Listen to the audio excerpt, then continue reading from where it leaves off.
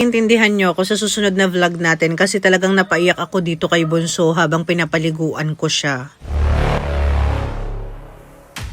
At eto na yung vlog natin guys kung saan si Bunso naman ang papaliguan natin. Sobrang naiyak talaga ako dito kasi tingnan nyo yung itsura niya. Naglagas talaga ng todo yung mga balahibo niya at sobrang dami niyang naging sugat. Dun sa bandang taas sa may puwet niya, sobrang laki daw talaga nung sugat na yan. Ang nakakalungkot kasi dito, 'di ba, si Bunso yung isa sa mga pinakamaganda kong aso. Kasi dati bago ako umalis, 'di ba, ang taba-taba niya, tapos ang laki-laki, ang ganda-ganda ng balahibo. Halos 2 buwan akong wala at pagbalik ko, eto nga, ganito na yung itsura niya. Sobrang nalungkot talaga ako. Attach na attach kasi sa akin to si Bunso. Alam niyo, pag pumupunta ako ng CR, lagi siyang sumasama. Either sasama siya sa loob or may iwan siya sa labas. Pag naiwan naman siya sa labas, kakatukin niya yung pinto. Tapos pag nakita niya ako sa loob, lalabas siya ulit. Pero hindi naman siya aalis doon sa tapat ng CR. Doon lang siya sa may pinto. Tapos pag medyo matagal na ako, lalo na kapag naliligo ako, kakatukin niya ako ng kakatukin. At siya talaga yung parang anino ko dito sa bahay. As in, kahit saan ako pumunta, sunod siya ng sunod. Grabe din yung epekto talaga sa kanila. Pero sabi ko nga sa inyo, huwag kayong mag-worry kasi andito na naman ako. Wala akong balak umalis. And hopefully, mabilis sila makarecover. Pero yung balahibo naman niya dyan sa may bandang pinagsugatan, hindi naman talaga ganyan kalaki yung nalagas dyan.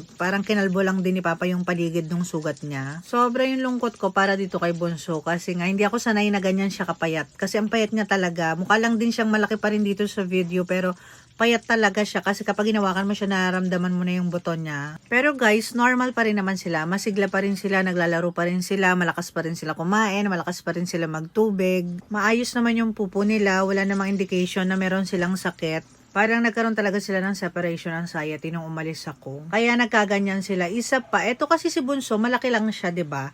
Pero siya kasi yung bunsong anak ni Scarlett. So parang baby pa rin siya at saka takot siya kay Scarlett kasi si Scarlett nga yung nanay niya. Literal na nanay niya si Scarlett ha, hindi yung nanay-nanayan lang kasi magkakasama kami sa isang bahay. Nanay niya talaga si Scarlett. At ang isang napansin ko pagbalik ko, parang nabubuli siguro siya ni Scarlett pagdating sa pagkain. Hindi lang siguro nila napansin dito sa bahay, pero parang nabubuli si Bunso pagdating sa pagkain. Kasi si Scarlett din talaga may attitude siyang ganito, na kapag katapos niya kumain, iikutin niya yung ibang bowl, tapos pag may natira, kakainin niya. And yun naman yung naging routine nilang dalawa ni Hugo. Si Hugo, every time kakain si Hugo, nagtitira siya ng konti. Parang nakasanayan na niyang titirhan niya ng konti si Scarlett kasi pagkatapos ni Scarlett kumain sa bowl niya, pupunta siya sa bowl ni Hugo tapos kakainin niya yung pagkain doon. Ang pangit lang kay Scarlett, hindi na siya katulad nung dati na nagtitira din siya ng pagkain sa bowl niya para kay Hugo. So pakiramdam ko ngayon, ganun ang nangyari, ganun ang ginawa niya dito kay Bunso. Na kapag katapos na kumain sa bowl niya, pupunta siya sa bowl ni Bunso.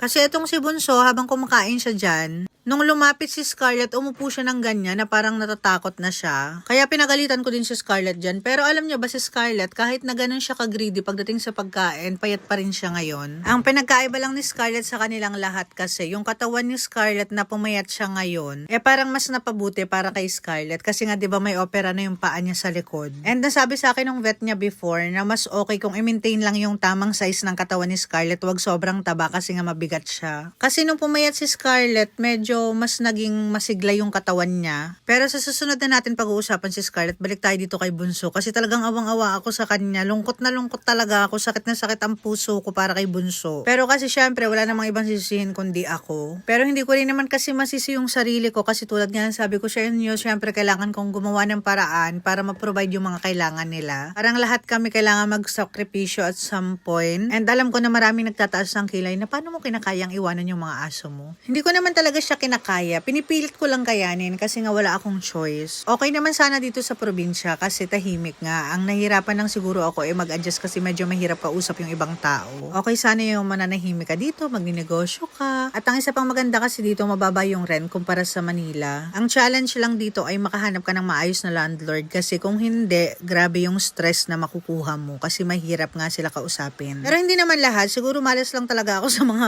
natagpuan kong landlord or yung mga nakausap ko ako before. Kaya nga gusto ko sanang bumalik ng Manila kasi ang kalaban ko dito sa probinsya, yung stress, pakikipag-deal sa mga ganong klase ng tao. At ang isa pang pinaka main problem dito ay yung dalas mawala ng kuryente. Na sana ma-address na kasi napakataas ng singil nila sa kuryente pero napakababa ng quality ng service na binibigay. Kaya ang focus ko muna ngayon ay online business at saka mga collaborations ko. Lalo na at kailangan nandito muna ako sa bahay para makarecover ng mabilis itong mga aso ko. Kasi tingnan nyo naman kung gaano ka-peaceful yung buhay ng mga aso ko kapag andito ako. Ito nga si Bunso nakatulog na siya, hindi pa kami tapos. Buti na lang natulog siya at nakapagpahinga ako kasi sa susunod na vlog natin, si Bambi naman yung ating papaliguan. Tingnan nyo naman.